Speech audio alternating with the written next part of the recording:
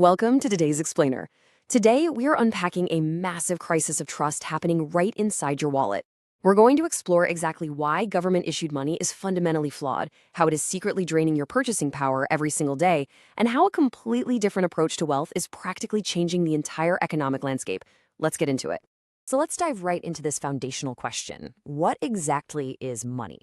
I mean, to really understand wealth, we have to understand the tool we use to measure it, right? Money, at its core, is just a mediator of value. It's an incredible invention that acts as a storage device for your time and energy today, allowing you to transfer that value to someone else later on, ideally with minimal friction. It is absolutely the lifeblood of our everyday lives. For a very long time, and throughout most of human history really, governments have stepped in to take responsibility for issuing and guaranteeing this mediator of value. We call this fiat currency. It's the paper in your wallet, the digits in your standard bank account. But here's the catch. It relies entirely on one massive assumption. It relies on our absolute trust that the government will responsibly protect its value as we use it to buy groceries, pay for services, and measure our economic output. But here's the fatal structural flaw in that whole setup. Governments have this unique, unchecked ability to just print more money. They do it to finance public spending or respond to economic crises, meaning the total supply of fiat currency can essentially increase indefinitely. Fun fact, an estimated 20% of all US dollars in existence were literally created out of thin air in just a recent 2-year span. No way, right? When the money supply explodes like that without a proportional increase in actual goods and services, your cash gradually loses its purchasing power. The exact same amount of money buys you fewer and fewer goods over time. This infinite printing is mathematically why pure fiat currency is becoming impossible to trust long-term. Now, this continuous loss of value, it isn't just a recent headline. It's like a silent tax that has destroyed wealth generation after generation. After paper money became widely used during the Industrial Revolution, societies realized a pretty harsh truth. Holding your wealth purely in cash actually resulted in a slow, guaranteed loss of your life's work over time. So, how do you escape this silent tax and declining purchasing power? Well, historically, people realized they had to take action. Instead of holding cash, they fled to traditional assets. They looked for things with a limited supply that could actually maintain or even increase their value. They bought scarce land and real estate. They bought precious metals like gold and silver. They invested in company stocks and government bonds. This ongoing process of exchanging endlessly printed cash for scarce, appreciating assets really formed the foundation of what we now call the fiat financial ecosystem. Part 1. The rise of hard money. And that brings us to a historic shift. We're looking at a stark contrast between the two financial worlds we currently navigate. On one side, we have our traditional fiat ecosystem. It's highly centralized, and it requires absolute trust in central banks and large financial institutions not to print your wealth away.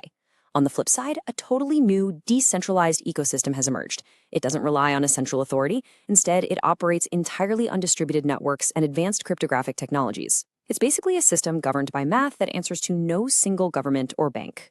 The primary store of value asset anchoring this new, decentralized ecosystem is Bitcoin.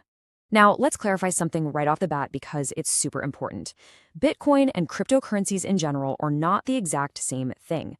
While thousands of other cryptocurrencies exist, and many carry vastly different functions and, frankly, very high levels of risk, Bitcoin operates under incredibly specific foundational design principles as the world's very first decentralized digital currency. You see, unlike that endlessly printed fiat currency, Bitcoin belongs to a specific economic category called hard money.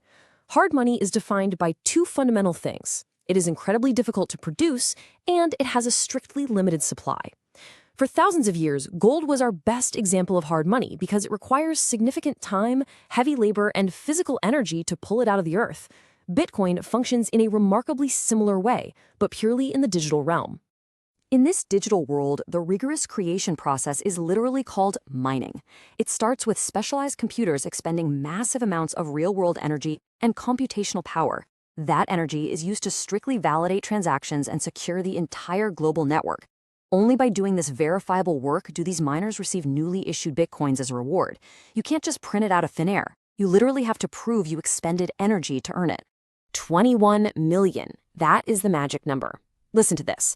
No matter what happens in the global economy, no matter what a politician or a central bank decides to do, there will only ever be a fixed limit of 21 million bitcoins in existence. Ever. This absolute hard cap directly solves that fatal flaw of fiat currency we talked about earlier. There is no infinite supply here. It's the ultimate cure for the printing press. But wait, the system actually gets even tighter. To guarantee that Bitcoin becomes increasingly scarce over time, the network is programmed with a built-in, unchangeable mathematical event known as the halving. Approximately every 4 years, the amount of new Bitcoin rewarded to miners is systematically slashed completely in half. Imagine if global gold miners suddenly could only pull half as much gold from the ground, forever. That's exactly what happens to Bitcoin's supply issuance, ensuring it becomes harder and harder to acquire as time goes on. And beyond just its fixed supply, this hard money network acts as an incredibly empowering payment system. It allows you to send value directly to anyone, anywhere in the world. You can do this securely 24 hours a day, 7 days a week, entirely bypassing the traditional fiat banking system and all of its middlemen. It's a completely sovereign way to transfer wealth, meaning no bank can freeze your transaction, delay your funds, or tell you what you can or cannot do with your own money. Now, before you go utilizing these tools to protect your wealth, a quick reminder, everything in this explainer is purely general educational information. Real-world financial decisions depend heavily on your unique personal situation, your income, your risk tolerance, your experience, and your ultimate financial goals. We'll be exploring the specific tools available, including regional options for our viewers navigating this up in Canada. But remember, a smart strategy must always be tailored specifically to you and your own financial reality.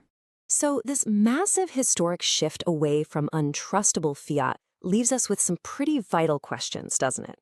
In our future explainers, we're going to break down exactly how an individual should approach investing in a hard asset like Bitcoin.